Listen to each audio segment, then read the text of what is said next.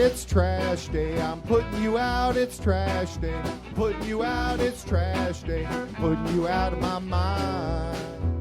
It's trash day, I'm putting you out, it's trash day. I'm putting you out, trash day. I'm putting you out of my mind. Now I'm gonna clean up, now I'm gonna clean up, now I'm gonna clean up the house. I'm taking all your garbage, taking all your garbage, taking all your garbage. It starts with some beer, so you shouldn't have fear. Two garbage guys with facts, but they both still have tact. It's that time at last for the best damn podcast. It's Can Crusher Day! And welcome to Can Crusher's Caskets in Clearfield edition. I'm Mark Martinez. Paul is still eating snake meat or something. I don't know where the hell he's at. But with me this morning is the English professor, John Patalano, and our Asylum friend, Collin Maines, once again. Hi, guys. Hey, what's up, man? Thanks for having us back. Yeah, without a doubt. We had a great night last night. It was fantastic. It was unbelievable, man. It was, the first one we went to was good, and this was even just worlds better. It was fantastic. Start from the very beginning, man. When we got there, some things were different from last time. It sounds like they listened to us, and they maybe took some of our advice. So maybe we know what we're talking about, guys. First of all, they let us in so? right before the doors even opened, like we were legit VIP. So thank you, Eric Shea, for that. You know, some of us had that little extra Vince McMahon strut as once we got inside. So we felt some of us. we felt good about that being first in. So, what did you take first, Colin? And then we'll jump back and forth. What I take away from the night? Yeah. I told you, I think it was around the intermission. I said the production is 10 times better than what it was before. I mean, they must have taken the constructive criticism pretty seriously because it was a great show. Everything with the lights, the entrances, the microphones, it was so much better production-wise.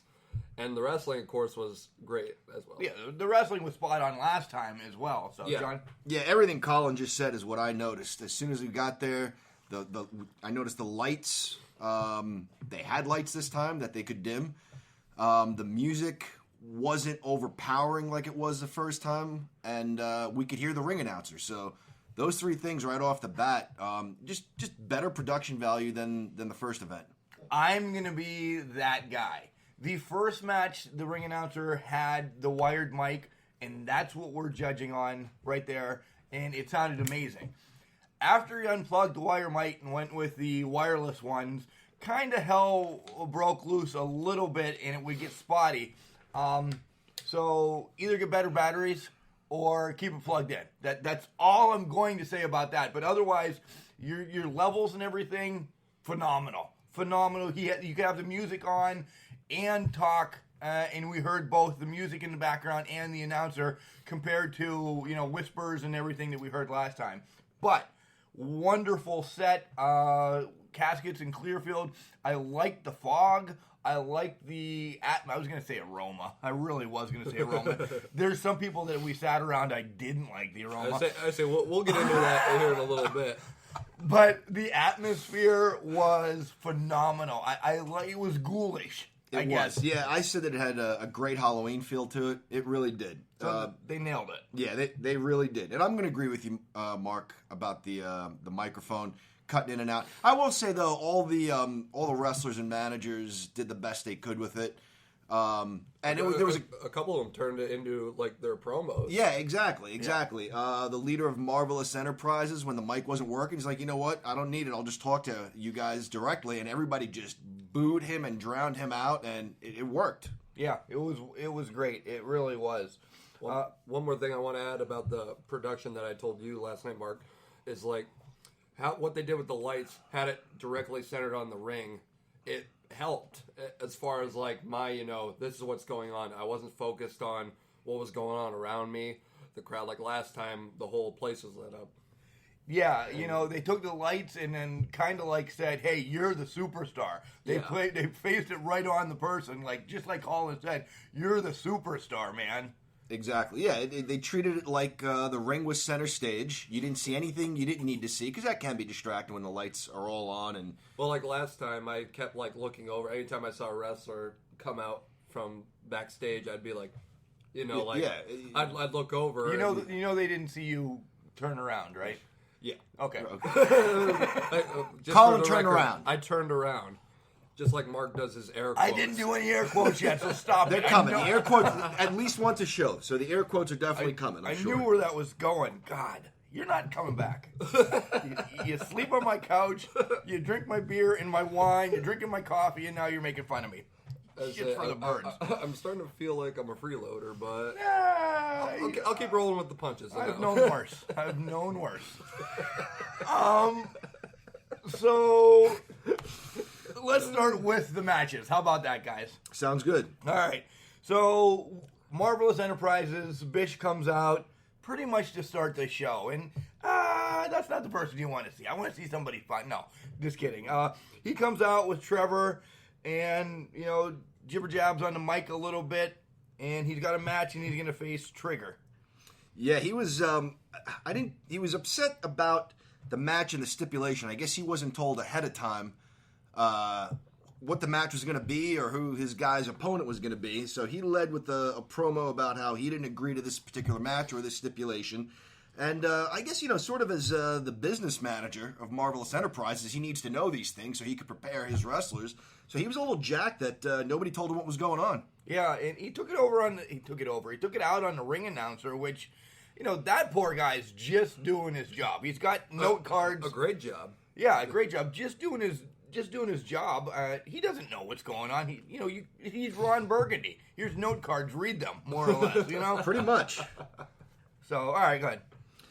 Well, we have that Trevor gets the win, Gage, right, with the roll-up. Yep, he put his feet on the ropes. He had his feet on the ropes. And plus, Bish interfered some by pushing the ropes forward, and got Alexa Rose kind of disoriented by smacking her with her hat. Yeah, he pulled her hat down over her eyes, so that was the end of that. That took care of her. But then, just to be safe, he held her hostage. Either he had his arm around her neck or put his cane around her neck, which is about as dastardly and scummy as a wrestling manager can stoop, is to put his hands on a lady. So he did a great job. He did a terrific job, yeah. We saw Trigger last show. I just want to bring this up. He was a cowboy, and he came out with an Indian. This time, Trigger comes out as a pirate. Jack Sparrow. Yeah, like, more or less Jack Sparrow. What Trigger do we like? I like this one. I like the one we saw last night. Yeah, I thought it kind of fit him a little better, but at the same time, it was a little disorienting seeing him change gimmicks. Even though you know who he is, it was kind of like, when did this happen? You know what I mean? I'm going to be that guy. I did not like the pirate guy. Trigger is more of for me, it is more of like a horse's name, a cowboy name. Okay. I like the dark, long trench coat that he had. And the main thing is, he did a great character. Don't get me wrong. The main thing is, I don't think of a pirate as good. I really don't. You know, throw out Sparrow because I don't watch any of that junk. I think of a pirate as, you know, just dastardly. Arg. Kind of like from Cabin Boy. Those Right. pirates. Okay. But I like this this different take on a pirate. You know, you think of like swords and stuff like that. Trigger, you think of a gun. I'm sure, you know, he's a modern day pirate. Probably A modern day Maharaja? modern day pirate, maybe jacking coffee ships on their way here. Oh, coffee Yeah, shit. maybe. Let's Yeah. move along to the number one contenders match as Steve Gaspar fought the bearded villain. And this match, again, managers just getting their business. Yeah. Johnny Malloy, I would say, he really rocked the Gaspar in this match. Is it too early for that sort of thing? waited for that since last night at 7:15, didn't you? I did, yeah. Holy shit, that's horrible. Feels good to get that off my chest. Yeah, me too. Because it was like a load. Go ahead. This was a good match. Johnny Malloy really worked the crowd. He said that he's glad they actually got ring lights this time that they could dim so he doesn't have to look at all of our ugly faces. Did a great job making fun of people.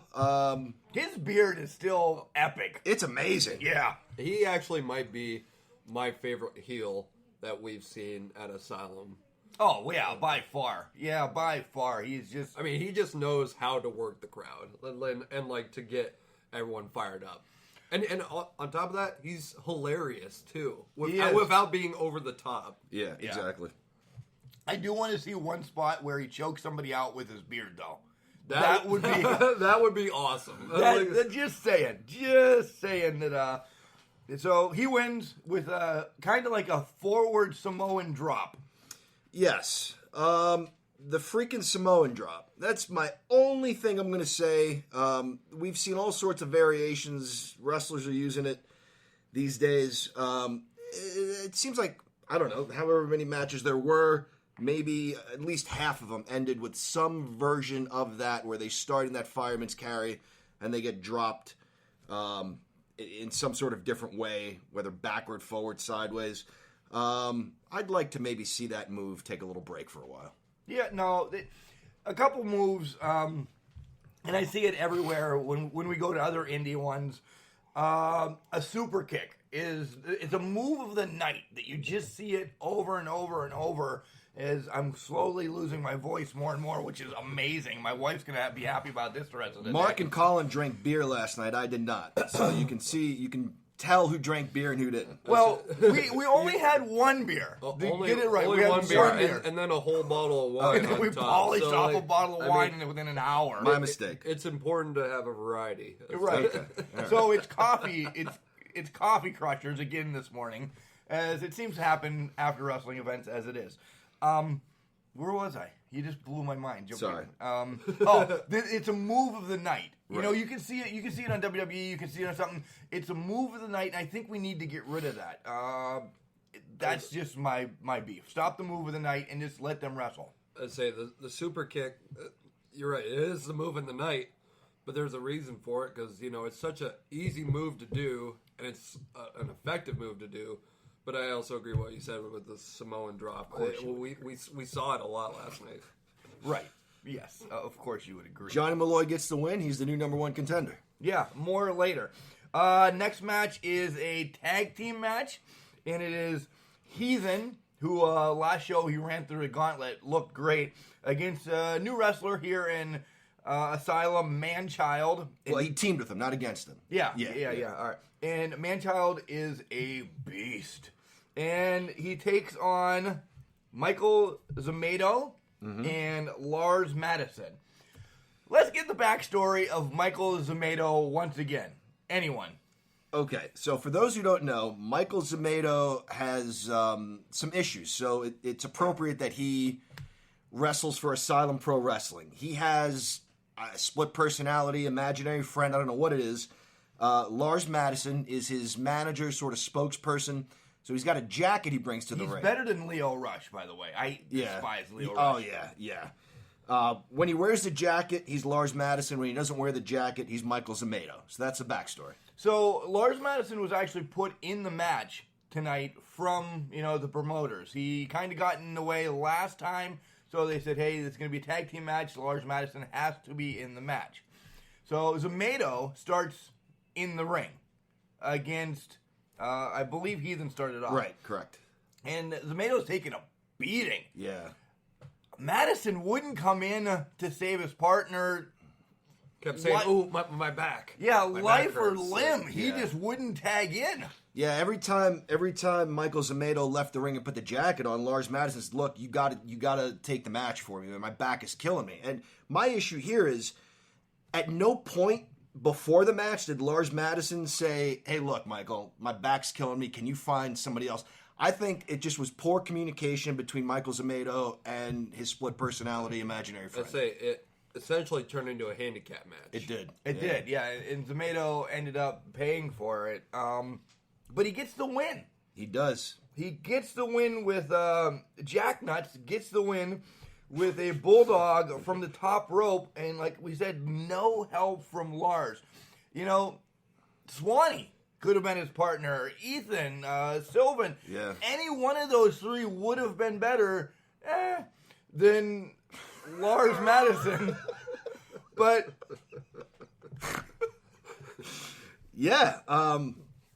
unfortunately, Lars Madison was no help at all, and hopefully those guys have a talk and get things straight, because if they can get it together, maybe they're tag team championship material. Whoa. I was saying, what I thought was going on, that they're setting up for a match between themselves. Oh, look at you! Well, that was just Colin McMahon. That was just no chance. But like, that was just the vibe I was getting, especially I mean, that was a little bit of a heelish thing for him to do. Like, oh, sorry you're getting the crap beat out of you, but my back is killing me, man. If this happens, like at the next show on January 26th, I'm going to lose my mind. We are essentially looking at, if any of you are familiar with the movie Split, we're looking at I was Split. just thinking that.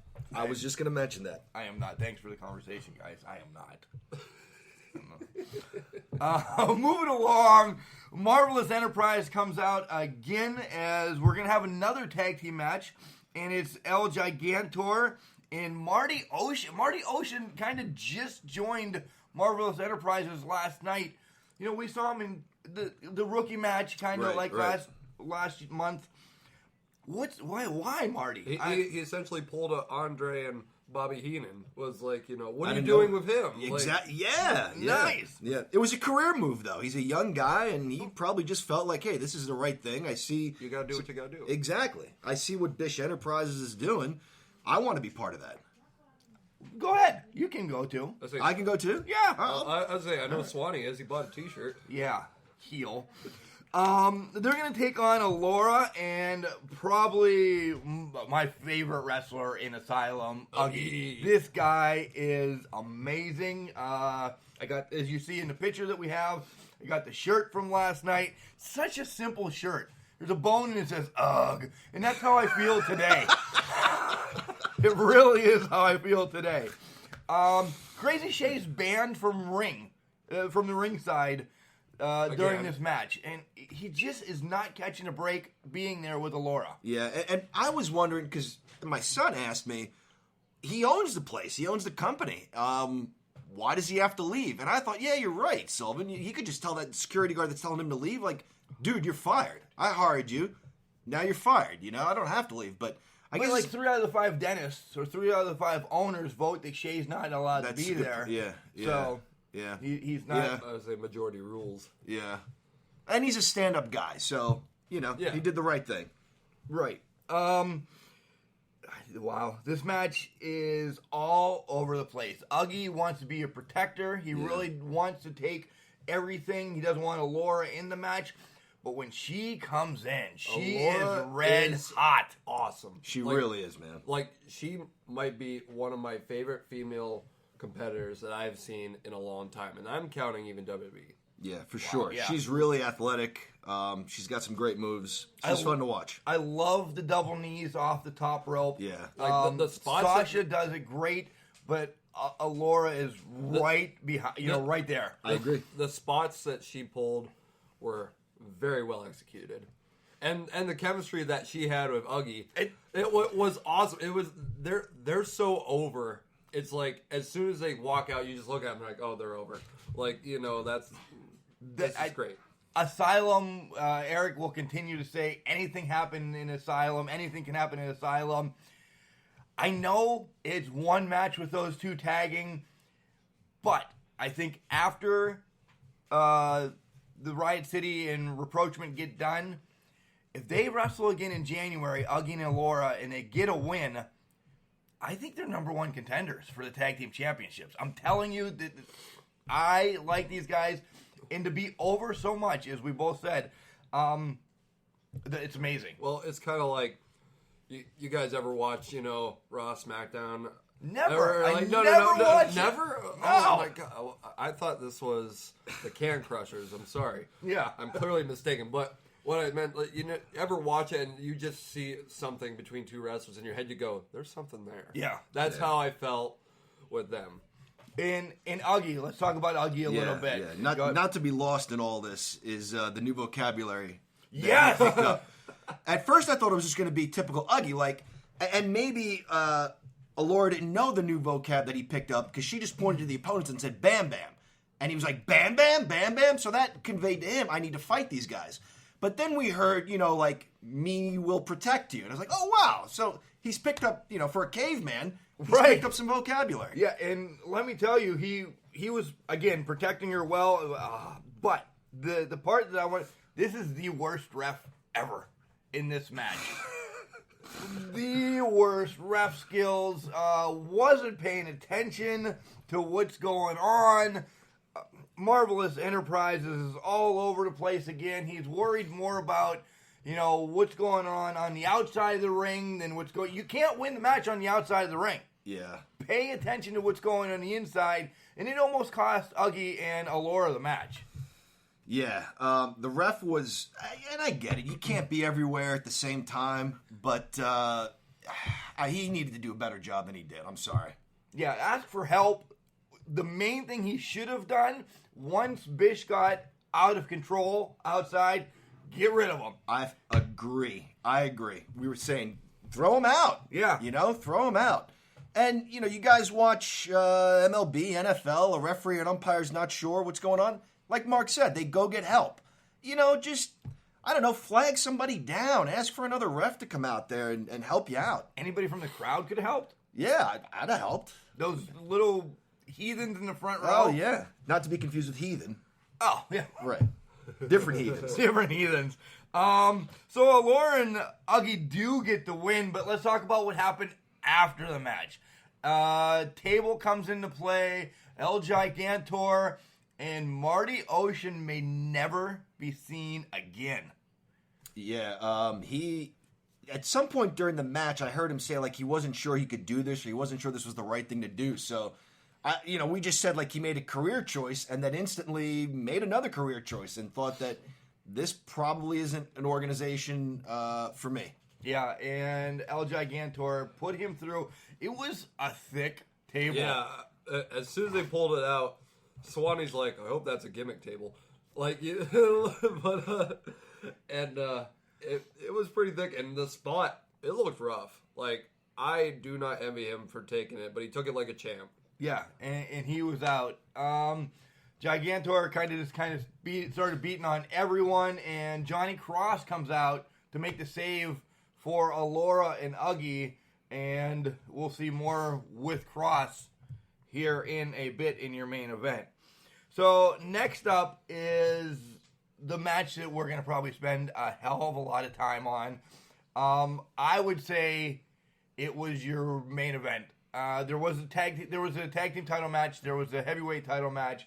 But this next match, the Trick or Treat street fight match between Sinborn and Crazy Shay, oh my God. Yeah, this match was so good and so creative that my knock on it is that it was so good and so creative, it's hard to follow that. And this is the only thing I would say to Crazy Shay is you're doing a good thing and you're giving young guys a chance. Dude, you're the main event. It's hard to follow you. It really is. No disrespect to Sinborn too, because he took it. He gave it back. But damn, Crazy Shay is the Shawn Michaels of Asylum Pro Wrestling. He's the showstopper. Of course, Shawn Michaels has to get brought up. I'd say, Shawn Michaels always has to get brought up. All right, but no, I mean, I'm going to bring up Shawn Michaels again. Clearly. Because I'm in love. But the Shawn Michaels Undertaker match, after they had it, I'm just comparing like at WrestleMania 25, the crowd was kind of burnt out by the time Triple H and Orton got there. And that's how I kind of felt here. The match was so good and so perfect that afterward I noticed the crowd was still lively, but just not there. Not as much there. Yeah. Like, yep. So the idea of this match is It was created by one of the owners that there's pumpkin bags all over the Clearfield arena. And you have to knock your opponent down or, what have you, before you can go get one of these bags. So in the bags, there were teddy bears, candy, chips, not all in one bag, rope. A pumpkin was literally right in front of us. Shay says, "Throw me it!" So I got to toss it into him, which it turned out to be a bowling ball pumpkin. Like, not a bowling ball, but a pumpkin with holes to be a bowling ball.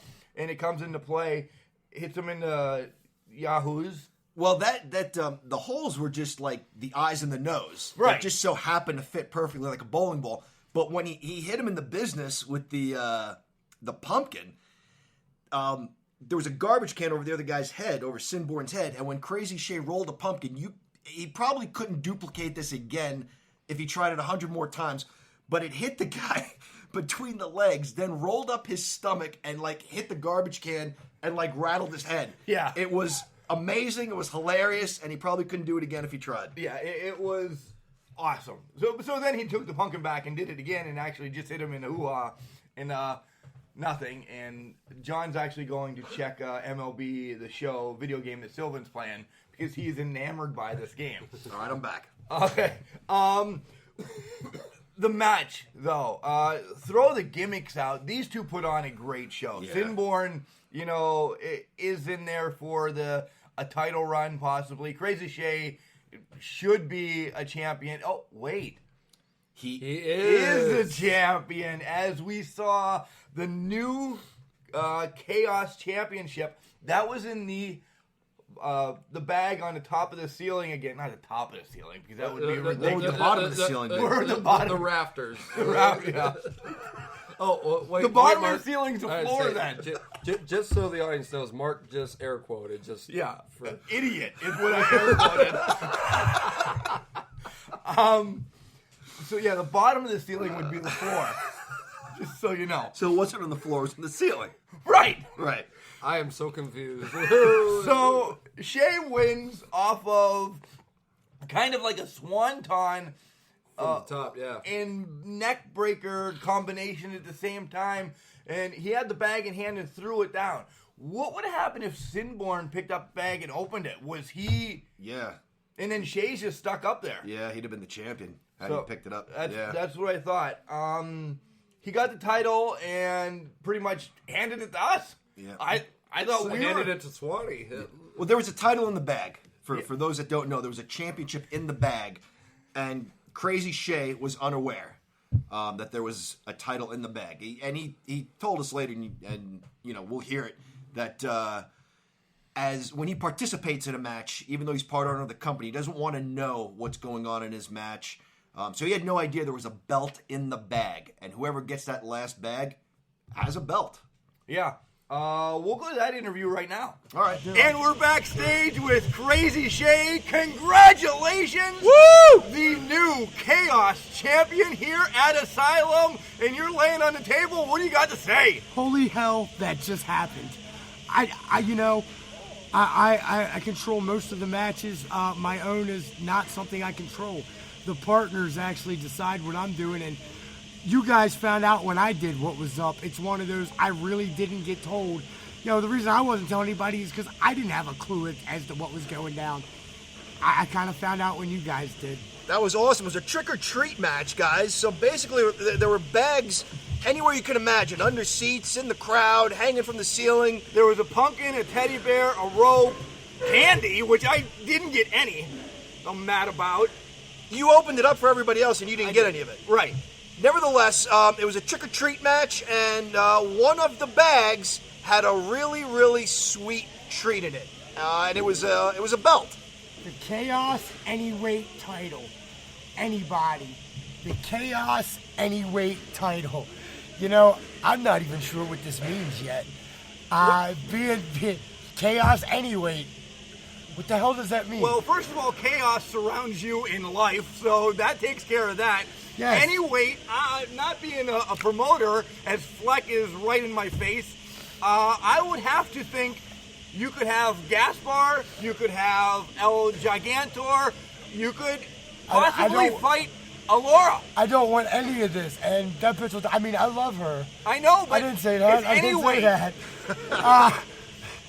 That's my title, man. I didn't even know I was, again, this is all shock. And, you know, things, I'll figure it out and see exactly what this means in time. But as of right now, Asylum has 3 titles and, yeah. So if you know you have a title match coming up, you could prepare. And you can prepare for if you win, who you defend against, what you do with it. Yeah, you had no idea this was coming. It's like, that's like Christmas came early. Halloween is my Christmas, and Christmas came early. Why doesn't that surprise me? This is our second show and double the people. Double the people, and so you're back for your 3rd show on January 26th. Yes, let's do this again. Without a doubt. Let's do this again. But let's up the chaos.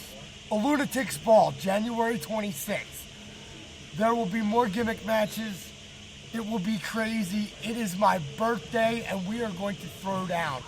3 out of the 4 partners have given me complete control for the night. Wow. A Lunatic truly runs the Asylum. I hope the Lunatic has you controlled a little bit, but No, that's not going to happen. Oh, no. I'm talking people juggling chainsaws. I want some trapeze artists. I'm talking about the can girls. I want it all, baby. Yeah! So tonight lived up to the name Asylum because it was just chaotic. And what you're saying is January 26th, you're going to try to up the ante even more. Oh, dude, this was tame. This is tame. This is Halloween. This is almost religious for us. This was a quiet evening. At Lunatic's Ball, we are going to tear it up. The roof. I worry about this place. Does it have insurance? I hope the hell so, because we are going to blow it off. Blow the roof right off this place. I can't wait. We can't wait either. The kids are hooked. They're coming back.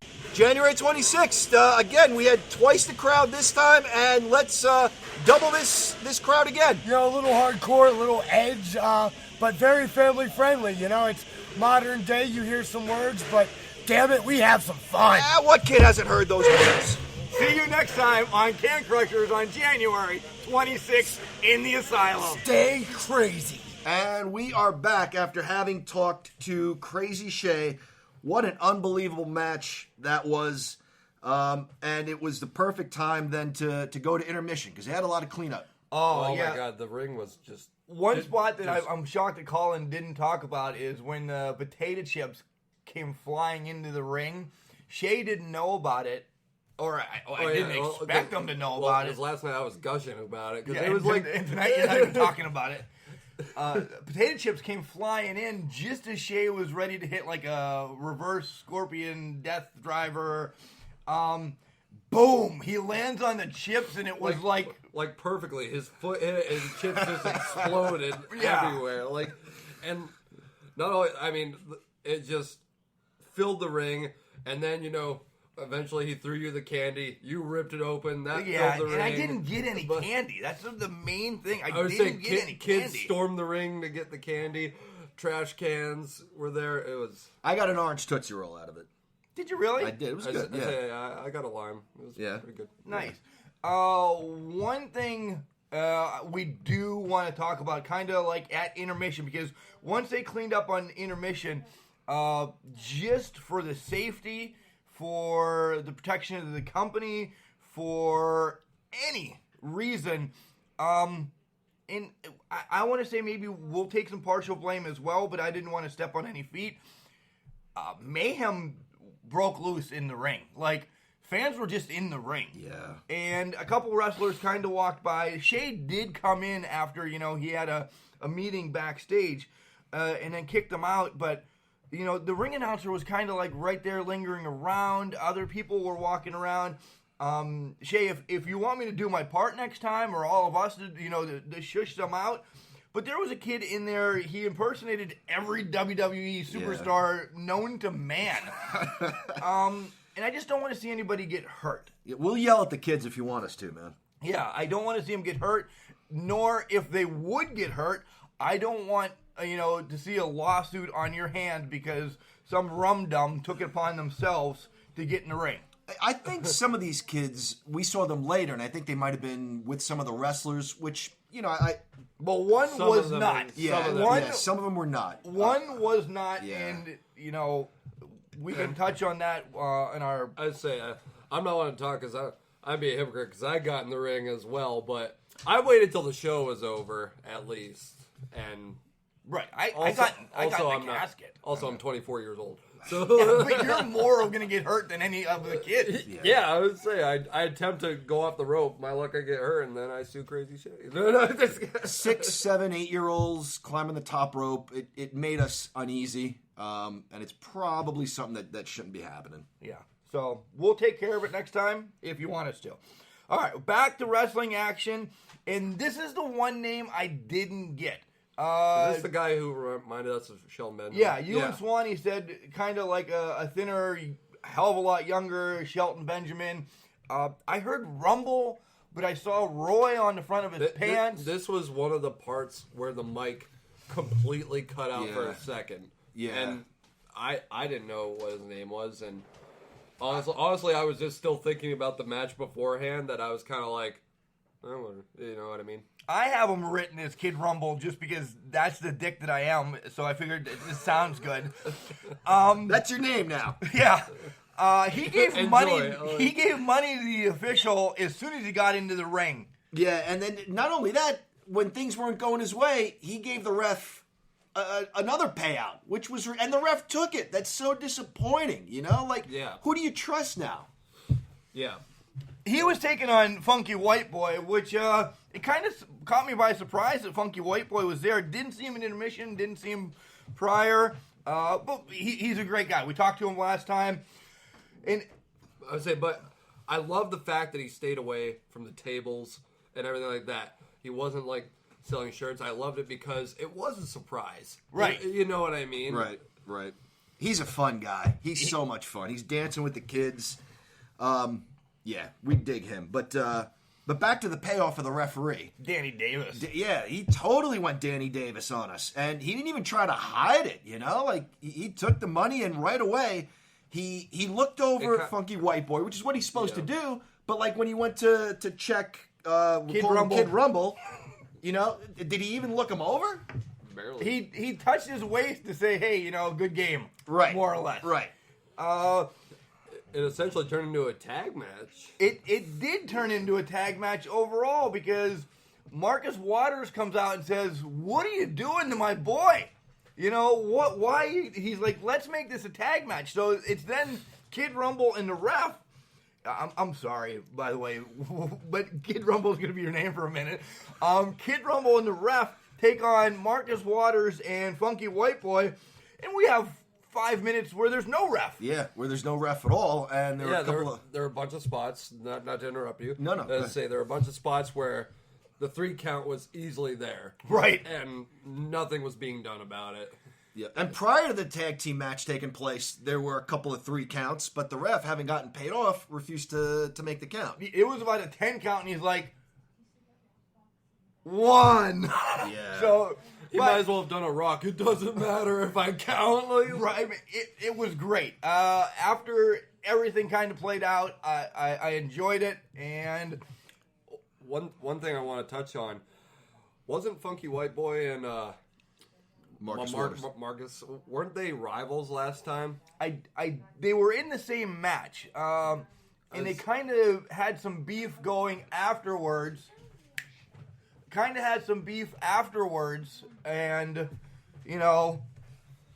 I be honest, I have no recollection of the two of them having a beef. So maybe they were just competitors in a match last time. Maybe there was actually no beef between them. Maybe it was just the beer that I drank last time. That could be. That's a possibility. Never. So the original ref and they lose as another ref comes out and makes the count 1, 2, 3. Yeah, well, the Funky White Boy and Marcus Waters just put it to him, man. They hit some devastating double team moves off the top rope. They get the pin, and then they dragged the referee in, and even after the match was over, they did a pretty devastating double team move. Kind of like a modified doomsday device. Yeah. Is what happened. Yep. Good. He deserved it. I say it was a good spot. Yeah.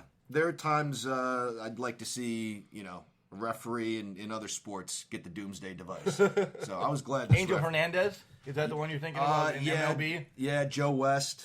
I wouldn't mind. Joe Buck. Not that he's a referee, but I would like. I love Joe Buck. I don't know why everybody hates him. Really? Yeah, I love Joe Buck. The idiot for football. Collinsworth. Oh, yeah. Yeah, the list could go on.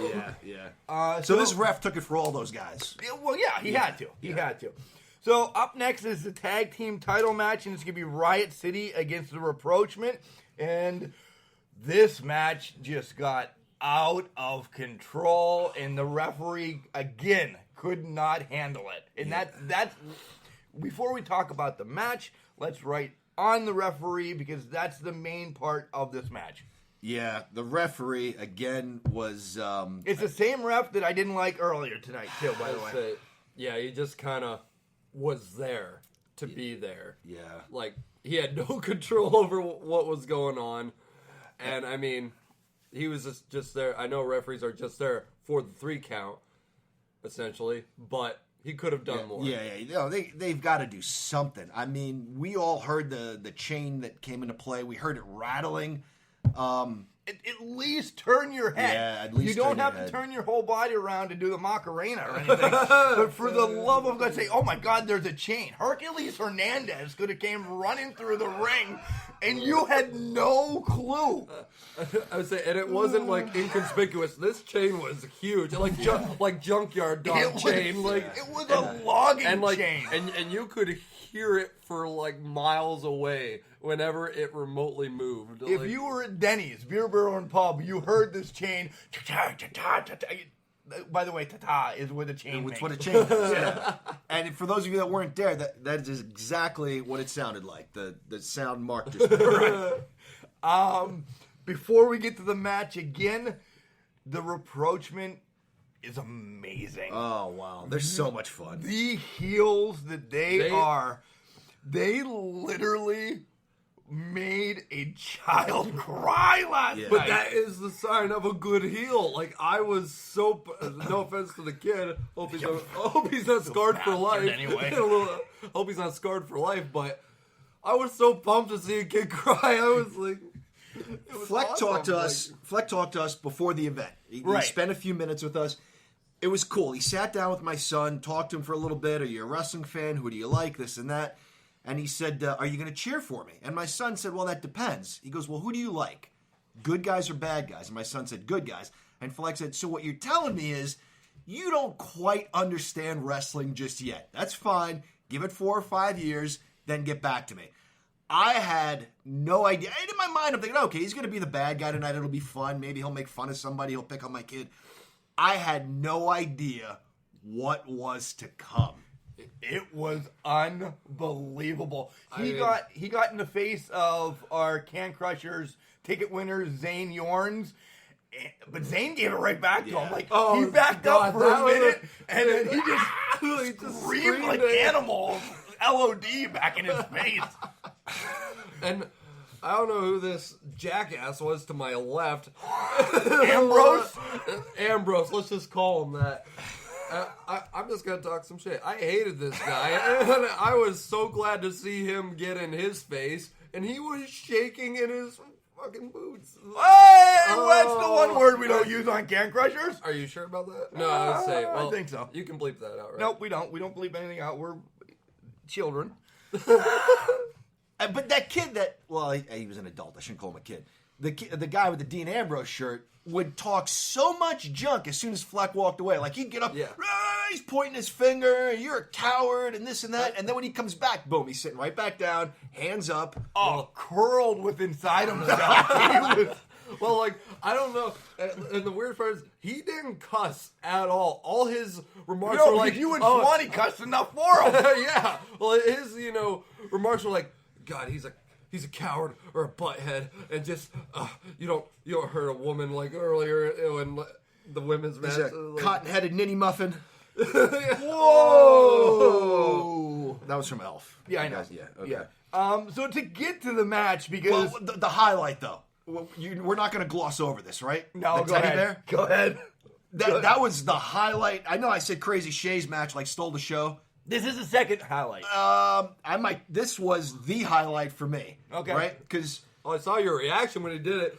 You were so pumped. I couldn't believe it. There was a teddy bear in the crowd. Well, it came from the Crazy Shay's Right, match. it came from the ended Crazy up Shay with- match. Yeah, so this Okay. is sort of a throwback to that match. It might have been one of the trick-or-treat bags. A Well, huge what? Yeah. stuffed animal, right? And one of the kids in the audience threw it and hit Fleck. Fleck takes it, looks at it for a second, boom! Drops an elbow smash on it.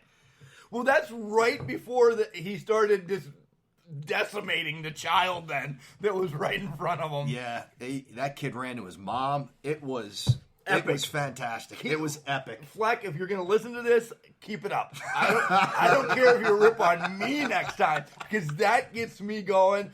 This was iconic. Yeah, it was. Not that they look like the Icons. The Iconics. Iconics. I mean, yeah, because I'll tell you, those two look Those a two, lot holy cow. better than the Than you guys. Rapprochement. Yeah, no offense, but yeah. That was just a highlight of the night. They stole the show in their match, almost to the point where I didn't really care for the other team. No, Riot City? Riot Oh, City. that's great. We have an interview with them, Colin. Way Well, to bury I us. would say just throwing dirt and over him like the Undertaker. But no, they were good. But like I said, they were such good heels, Right. That like The they match, stole was, them, they the stole match was secondary Yeah.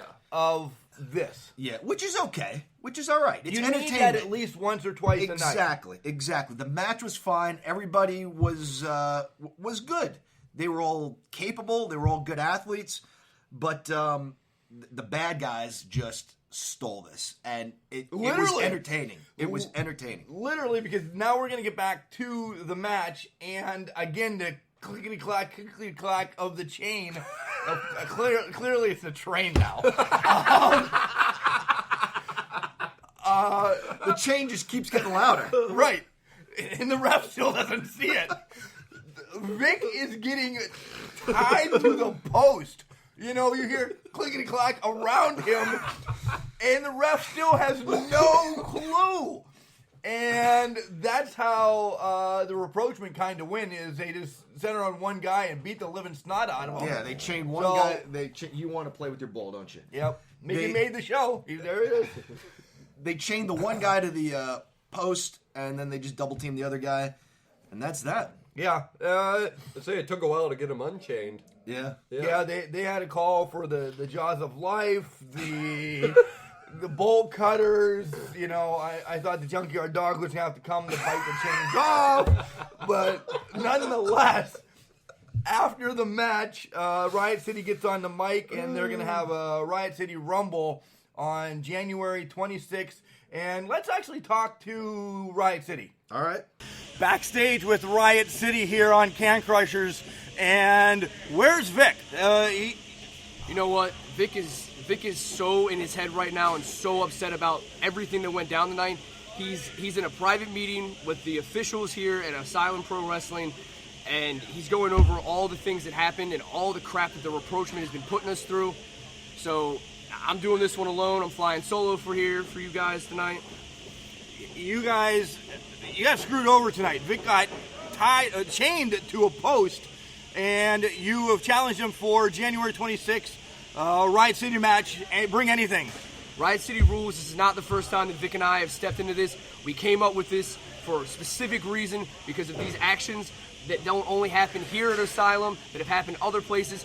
Riot City rules, it's very simple. There are no rules. All weapons are legal, and we plan to bring it to the rapprochement, and we plan to bring those titles home to Riot City.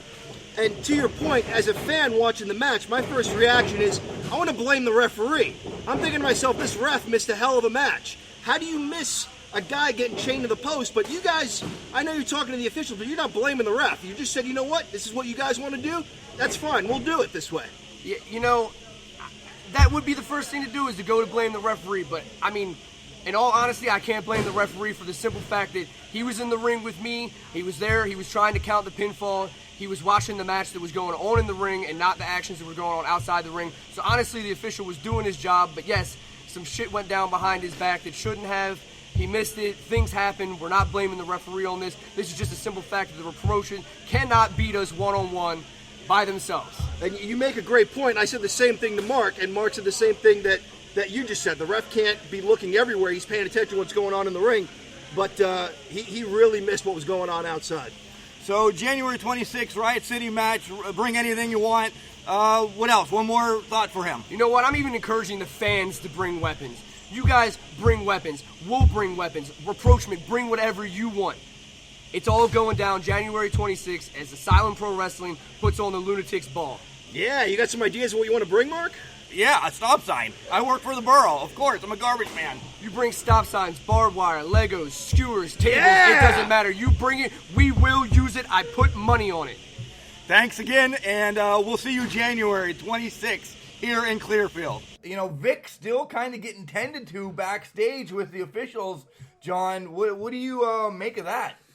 Well, I can't imagine it feels very comfortable to get chained to a post. So, right. I imagine he needed a little bit of a break. And if I were him, I'd have been talking to somebody too. That was some BS, man. That was bogus. So I don't blame him for wanting to talk to the officials to find out. You know, come on, man. The ref. Come on, man. The ref completely missed me getting chained to a ring post. Are you kidding me? So I don't blame those guys for being hot.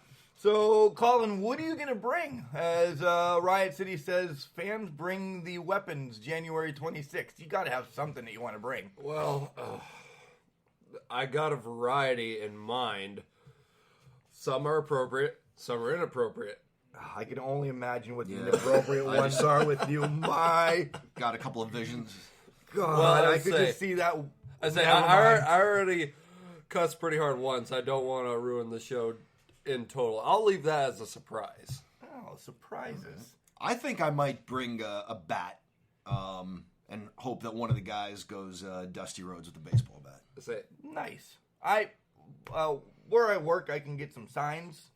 I probably shouldn't say that because they can hear it and know that I'm going to take some signs. Are they fans of the show? Some of them. Your coworkers? Yeah, some of them. Plus, Paul would know That's true. that I'm going to bring a sign. But it sounds like we might need to take a truck. So, you know, and who's got a truck? Swanee's got a truck. So Swanee's going to have to drive the truck down next time to bring all the weapons that we're going to bring. So, All right. Swanee, January 26th, you got to drive your own vehicle so we can load it up with the weapons. Nice? Yeah, it's a great idea. Great idea. All right, on to the main event, which is the casket match for the heavyweight championship. Kindred against Johnny Cross Blaze, because he came out as his kind of like Blaze personality. Kayla Yorns, that was sitting right next to us, said he kind of looked like Keanu Reeves. Keanu Reeves from The Matrix. I thought he looked just like Wesley Snipes from the movie. But I was a little. Swanee was very disoriented with the name change. I was too. Well, no, we kind of all were, because he did come out and they said Johnny Blaze first without the cross. You know, Right. They didn't say without the cross, Right. But all right, They just said Johnny Blaze. right, and we kind of were like, Did they say Blaze or Blade? I think it might have been Blade. I think you're right. that probably makes it more sense. I would say I think that was another spot where the microphone kind of just. It was very quick. I think it just cut out for like Yeah, a second, possibly, but then yeah. it went back to normal. So, talk about the match All right. first. Well, we figured out he was Johnny Cross again when the Lunatic came out and started a chant. Right. Yeah. So everybody started chanting Johnny Cross or Cross or Right. whatever. Yeah. The match itself was really good. There was a point where I think maybe Johnny Cross was in the casket and was trying to get out, and whether the door shut on its own or got slammed shut, it trapped his leg in there. That was right from the get. You know, Yeah. probably 5-6 minutes into the match, you know, Kindred kind of went for the early win. But yeah, in this casket was huge. It weighed a ton. And to have that lid just come bashing down on your ankle. Yeah. Wow. It'll do some damage. Yeah. Yeah, so he was limping for a good portion of the match after that, which is Understandable. Right? Great match. probably was the match I wasn't going to look for technical spots, but there was a ton of good technical spots in this match. You know, just old-fashioned wrestling. I mean, it was a casket match, but they had some great technical spots in this match, and that shocked me from the two big guys, you know? Yeah, I'd say my only criticism, and this is just a nitpick, I'd say the pacing was a little slow, but that's really it. After following the Eric Shea match and the approachment match, I'd say also that's what I meant earlier. Like the audience was like burnt out. Yeah, like you know, a little bit. You're right. Yeah, and also getting the lid slammed on your ankle or your knee or whatever is probably going to slow you down a little bit too.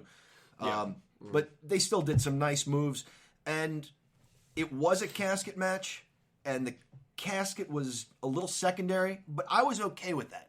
I was okay with the psychology of I'm going to put this guy out. I'm going to make sure he's out, and then I'm going to go and try to put him in the casket. Yeah, Kindred tried a couple times, but Johnny Cross gave him, you know, the go to sleep. CM Punk's go to sleep. Right. Boom. that was a great spot. It was. Yeah. Tossed him in, and we have a new Asylum Pro Wrestling Heavyweight Champion, Johnny Cross. But wait. Freddy Krueger was in the crowd.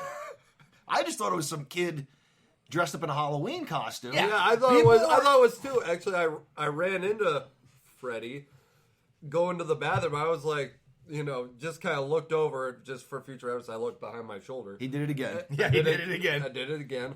But and I was like, oh, that's kind of weird. And then I noticed he was sitting behind us. I just kind of let it be. I was kind of more concerned with the wrestling going on.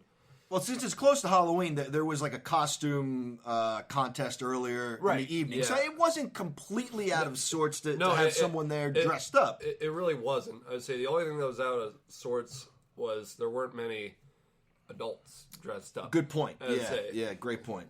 They were more or less kids, but still at the same time, it worked. Yeah. Well, Mark, this kid, well, whoever he was, this adult, comes into the ring to congratulate the new champ. And there were kids in the ring earlier, so that was going to be my point where, you know, nobody thought anything of it. Cool, this guy just a big Johnny Cross fan, getting in the ring. He kind of raised his hand.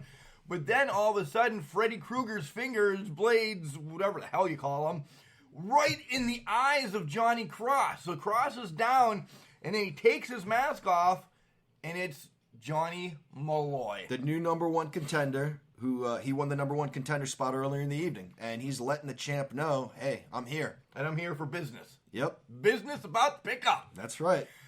The thing I want to say, he was sitting behind us for the majority of the show. Like, yeah, we thought nothing of it. We thought nothing of it. I mean, an hour and a half at least he was sitting behind us. Yeah. All of. All of. But then Kindred kind of helps out. Kindred, you know, shushes Malloy out, more or less, gives Johnny Cross the title, and then Kindred kicks him in the ding-dong. Yep. And, hey, look, Johnny Cross, he's the new champion.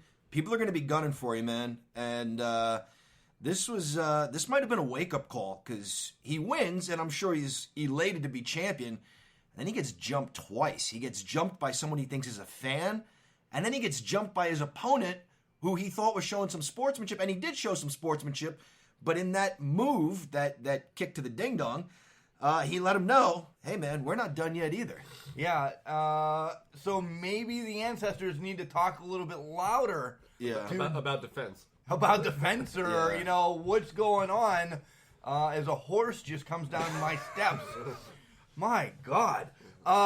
We did get, after the show, we got time to talk with Johnny Cross, and here's what he had to say.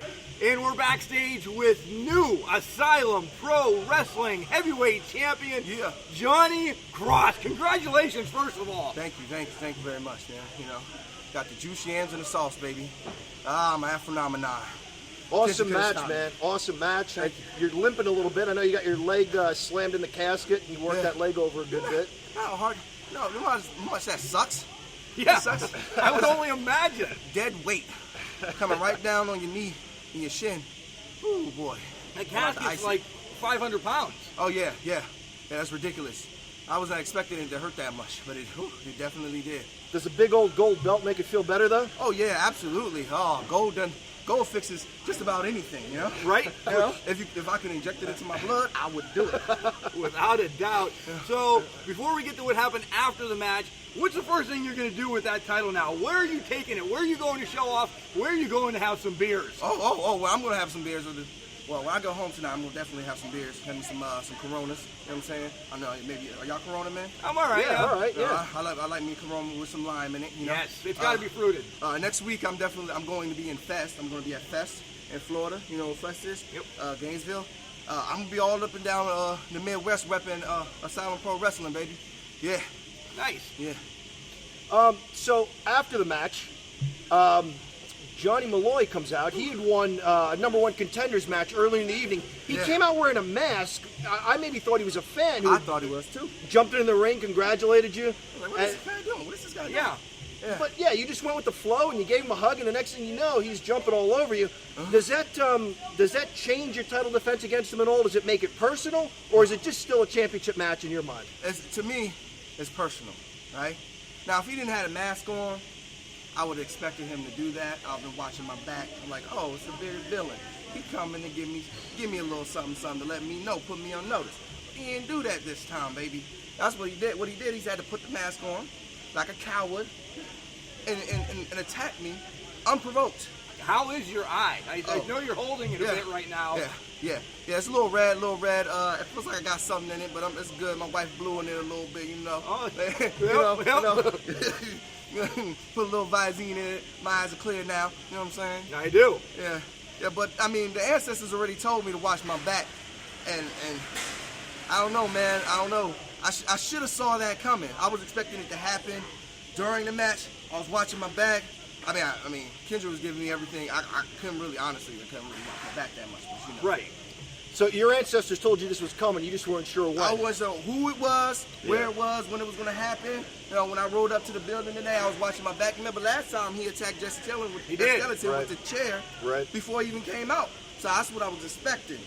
It's kind of, you know, the blade get up kind of helped me, you know, go a little incognito. So what do you have in store for him a little bit for January 26th when we're back here in Clearfield? January 26th, I'm going to go ahead and show him why I got the juice, yams, and the sauce, and why my ancestors named me, baby, Johnny Cross. I am the Afro-nomenon. He can't stop me. It's personal this time. I'm going to rip that red beard right out of his chin and choke him with it, baby. Yeah! Nice.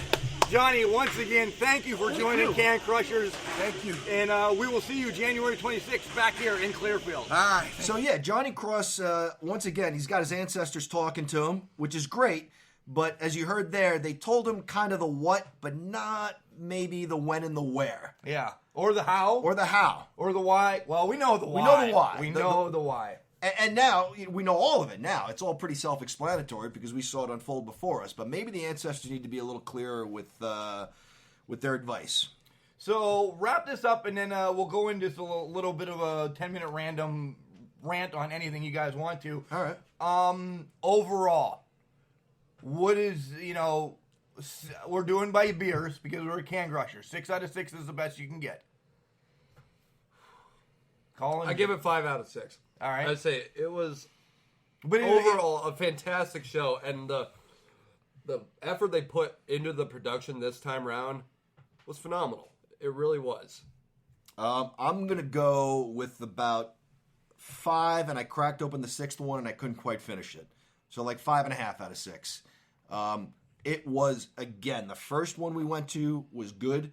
This one was worlds better. Everybody did a good job conveying what they were doing, who they were supposed to be. It was a fun night. And Asylum, like we said, is appropriately named. It was chaos, and it was fun. Could not agree more with both of you. I don't want to copy you, bro, like we have in all the times. But I agree. I couldn't finish, you know, number 6, but it was like halfway gone. Right. I completely agree. My mind was blown when I walked in, you know, at 5:45, being the VIPs that we are, and the lighting and the mics and just everything was that much better. And Also want to add, the ring itself looked a million times better. Yeah, I don't know. I don't know if yeah. they did anything, but the Yeah, I ring don't even know. had a glimmer. I don't know. Yeah, I don't know what they did. I don't think they went out and got a new ring. No, but whatever they did, it looked amazing. So, all right, we'll open it up because John's the one that wants to talk about something else. So let's let John. I do? Yeah, you did. You said it at the show last night that hey, can we talk a little bit about? All right, I did, didn't I? Yeah. All right. We can't talk about Mae Young because I have not seen it yet for this week because I have so much going on. There's a snowstorm for the love. Literally, there's a snowstorm outside right now, but there's even more snow coming on Tuesday, John. Wow. Okay, so I was behind you, Mark, for a long time in the Mae Young, and not only have I caught up, but I've surpassed you now. So you got some catching up to do. So we won't talk about it. Guess what I'm doing today there, Sunshine? All right. We won't talk about that. Feeding you, clearly, but all right. Your wife's making us breakfast in a little bit. I can't wait. Yeah. So that's why I'm going to be quick with this. I just wanted to give... we love the Indies. We absolutely love the Indies. Probably more so... I do anyway. More Than so the than WWE right than now. the WWE. And we sometimes... I poo-poo on the WWE, but I got to say this past Raw and SmackDown were both pretty good shows. We saw some things that we haven't seen in a while. And I'm talking about like genuine... emotion. That segment between the Bellas and Ronda Rousey, I don't know if that was written for them. I don't know if they were flying off the cuff, but it was all stuff that needed to be said. When the Bellas took Ronda to task and said, you just show up and act like you run this place. Do you know what we did before you got here? When you give the villains something substantial to say, that creates great drama. Wait a minute. Wait a minute. Stop right there. All of a sudden, you said they're villains. Last week, you were hell-bent and determined that they weren't the heels. No, that might have been Paul, but I believe they're heels. Yes! Yeah, absolutely. I think Paul's saying that they haven't turned. Well, what you said about giving the villains true motivation, I'm a huge movie fan. And the best movie villains are the ones that have motivations that the audience can go, I get it. Exactly. I get why they're doing it. And to me, it plays the same thing for wrestling. If the heels have something that the audience can get behind, I'm all for it. Exactly. But then Ronda comes back with... John Cena. Yeah, that was the spot of the night. An insinuation that maybe these two are sleeping their way to the top, and maybe she's not wrong about that. So, she's not wrong about it. She's not. Okay, I mean, aren't the Bellas? Isn't like their mom married to John Laurinaitis? Or something I believe like so. that? Yeah. You know, and that was before John Laurinaitis was off air. So like. Johnny Ace, the sheep herder's flag bearer. Yep. That's what when he was actually good. Yep. But what you do in that situation is you create conflict, and conflict is what drives forward any art, whether it's a song, especially wrestling. You've got to have that conflict. So you've got the Bellas saying their piece, and in one instance you're thinking, yeah, they're right, and then you got Ronda saying her piece, and you're thinking, yeah, she's right, and her saying, I tried to keep my mouth shut. I tried to be respectful of you guys and what you did. What have you done? You didn't do anything. You guys were a joke, and I'm thinking, she's kind of right, too. She is right. It was a great spot. And it was actually the highlight of... For me, it was the highlight of Raw. I mean, I love some of the matches. The Ambrose, Dolph match, the Rollins and Drew match. But this was... actually the reason why I'm pulling for Ronda now. Yeah. I could have cared less, and you have heard it on the podcast before, what she has done. I really couldn't have cared less. But she could talk now. She finally could talk. She made sense. She finally found her voice. Yeah, and she wasn't just whipping people around willy-nilly. Yeah, I agree. And you corrected yourself there, Mark, so I won't grade you on that. But first you said you could have cared less, and then you said you couldn't have cared less. So it's couldn't have cared less. Anyway. You don't have your book document. I don't. So I was waiting for that insult to come in. Right? Anything else? I will have to wait before I give you your anything else. I didn't like SmackDown 1000. I really didn't. Everything was rushed. Like, I wanted more time from the McMahons. You're bringing the whole family over just to do... The dance break was great, don't get me wrong. But we haven't seen Shane in 5 or 6 months. Steph, what is she doing on SmackDown when she's on Raw? And Vince... And then Vince comes out. When we do see him walking in Asylum 15 minutes early, you know... it's important that Vince gets to say something. So... why not?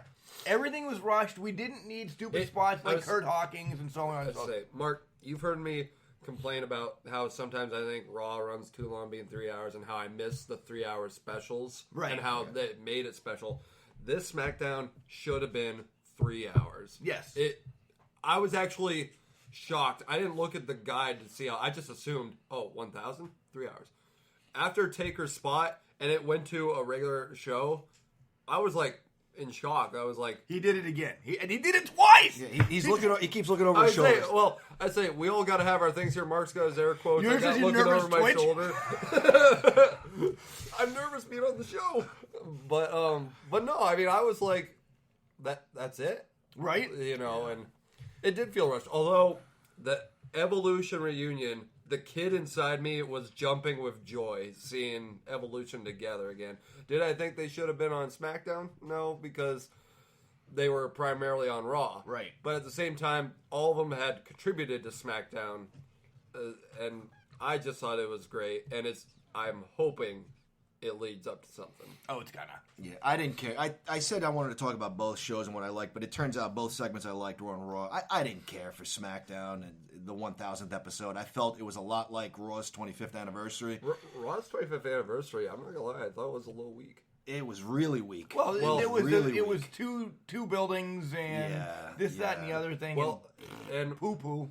But one of my favorite Raws ever, to me, is actually the 15th anniversary that they did in 2007. I remember watching that, and I don't know why in particular, it was like my favorite. And I was kind of expecting that for the 25th too, and it just didn't live up to my expectations. Yeah. And honestly, SmackDown didn't too. Yeah. Colin just got sad. He was expecting so much. I'm sad a lot. Just run away. All right.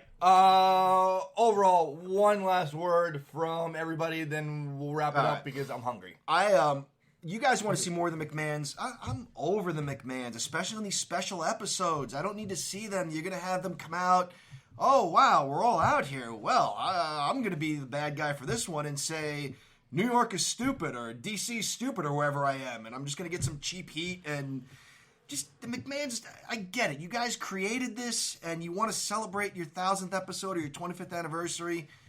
We don't need you in the ring. We don't need a segment with you guys. All of them, yeah. We don't need any of you. Just leave it. You've got it in good hands. Stay out of it. Thank you. Wow. Oh, with the thank you. Wow. Wow. Mr. I was saying, Mark, do you feel that heat? Yeah. Jeez, just calling the McMahons out. Nonetheless, just remember. Just because you're trash, it doesn't mean you can't do great things. It's a garbage can, not a garbage Sorry, can. I zoned out. Oh, God. Hey, lots going on this week. Wednesday, we're going to do some Queen of the Ring. But Tuesday, watch out for some snow, folks. Watch out for some snow.